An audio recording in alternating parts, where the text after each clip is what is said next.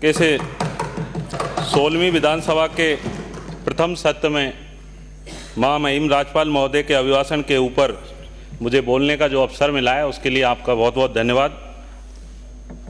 मैं धन्यवाद देना चाहूँगा सपोटरा की देवतुल्य जनता का, जिन्होंने अपनी आवाज़ रखने के लिए इस राजस्थान की सबसे बड़ी महापंचायत में मुझे भेजा है।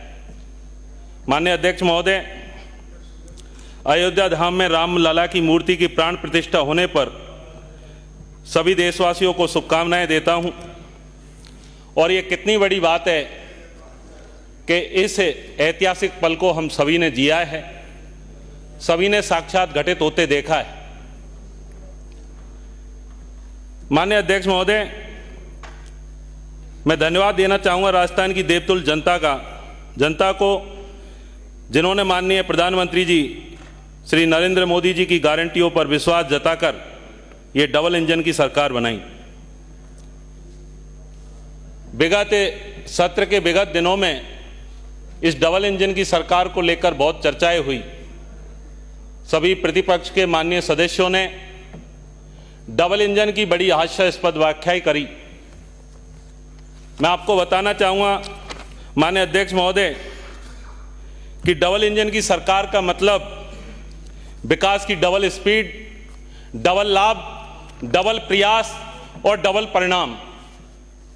और माननीय अध्यक्ष महोदय, डबल इंजन की सरकार का मतलब डबल लाभ यह सिद्ध होता है महामहिम के अभिभाषण के बिंदु संख्या 24 से। गत चुनाव में कांग्रेस सरकार में सत्ता में आने के लिए इस प्रदेश के मतदाताओं से जिस तरह के लोक लुभावन वादे किए, इस प्रदेश के अन्नदाताओं से जिस तरह संपूर्ण कर्ज माफी का वादा किया, लेकिन 5 साल गुजर जाने के बाद भी वो सब किसान उस किसान कर्ज माफी के लिए तरसते रहे।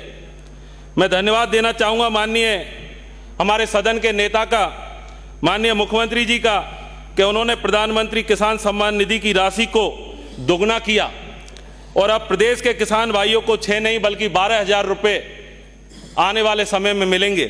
ये है डबल इंजन की सरकार का डबल लाभ।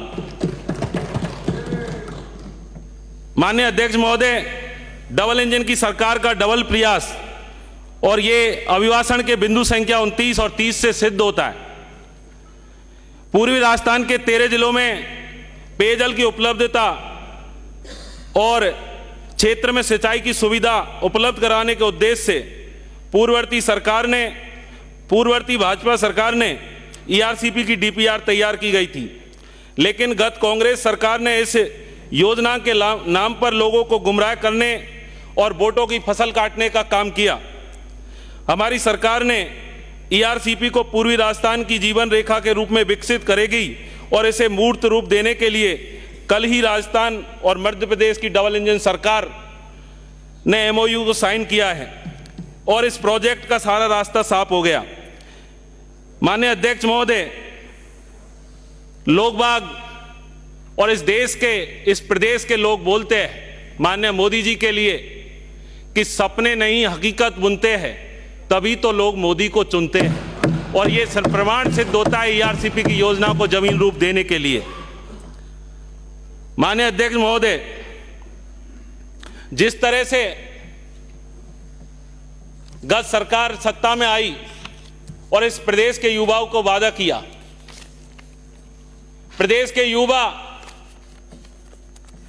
दिन रात मेहनत करते हैं और मेहनत करने के बावजूद एक कठिन तैयारी करने के बाद जब परीक्षा देने जाता था और परीक्षा देकर वो वापस लौटता था तो उसे विभिन्न टीवी चैनलों के माध्यम से, मीडिया के माध्यम से पता चलता था कि जिस परीक्षा को वो देकर बाहर निकल रहा है उसका पेपर तो पहले ही लीक हो चुका है। और मैं माननीय मुख्यमंत्री जी का आभार व्यक्त करना चाहता हूं कि उन्होंने युवाओं की पीड़ा को समझा और पेपर लीक मामलों की कड़ी जांच हेतु एसआईटी का गठन किया और साथ में ही भर्ती परीक्षाओं की मॉनिटरिंग के लिए मुख्य सचिव और डीजीपी लेवल के अधिकारियों को करवाने का फैसला लिया है। माननीय अध्यक्ष महोदय, माननीय अध्यक्ष महोदय, अभिभाषण के पैरा नंबर 42 में माध्यम से बताना चाहूंगा कि हमारी सरकार ने अभिभाषण में कहा कि एससी और एसटी के आरक्षित सभी सरकारी पदों को प्राथमिकता के साथ भरेगी और हम प्रदेश के सभी एससी एसटी के भाइयों को विश्वास दिलाते हैं।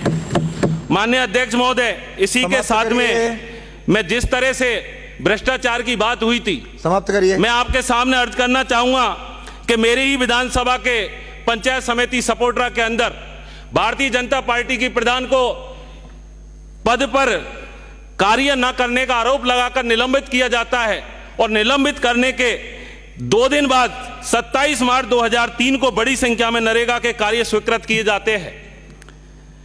वित्तीय स्वीकृति आदेश प्राप्त होने के 2 दिवस बाद ही दिनांक 30 मार्च 2023 को सभी कार्यों को सामग्री के मद के बिल बिना कार्य करवाए तत्कालीन वीडियो द्वारा अपनी आईडी से 6 करोड़ रुपए के बिल फीड करवाना संदिग्ध है। माननीय अध्यक्ष महोदय, ये कांग्रेस पार्टी का चरित्र है कि जिस तरह से वहां पूरा कार्य किया गया और तत्कालीन पंचायती राज मंत्री थे।